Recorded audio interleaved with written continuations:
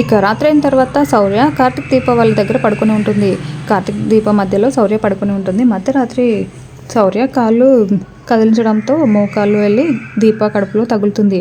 ఇంకా దీప ఒక్కసారిగా అమ్మ అని అరుస్తుంది. ఏమైంది దీప, ఏంటి అని చెప్పి కార్తీక్ లేచి అడుగుతూ ఉంటాడు. శౌర్య కాళ్ళు కడుపులో తగిలింది బావా అని చెప్పి దీప చాలా ఏడుస్తూ నొప్పితో బాధతో విలవిలలాడిపోతూ ఉంటుంది. అప్పుడే కాంచన వచ్చి కార్తీక్ కార్తీక్ తలుపుతి, ఏమైందిరా, ఎందుకు దీప అలా అరిచింది అని చెప్పి అంటూ ఉంటుంది. అమ్మ దీపక్కి కాస్త కడుపు నొప్పిగా ఉందంట అని చెప్పి కార్తీక్ చెప్పడంతో శౌర్యకాలు ఏమైనా తగిలిందా అని చెప్పి కాంచన అంటూ ఉంటుంది. అది కాదమ్మా అని చెప్పి కార్తీక్ అంటాడు. మరోవైపు కాంచన పారిజాతంతో ఫోన్లో మాట్లాడుతూ ఉంటుంది. ఇంకా శౌర్య అని దీప కూతురు కార్తీక్ కూతురు కాదు, అంటే నీ సొంత మనవరాలు కాదు, దాన్ని వీలైనంత తొందరగా పరాయిదానిలాగా వదిలించేసుకో, ఎక్కడైనా అనాథాశ్రమంలో వదిలిపెట్టిరా అని చెప్పి పారిజాతం చెప్పడంతో కాంచనకి కోపం వచ్చి పిన్ని అని అరుస్తూ ఉంటుంది.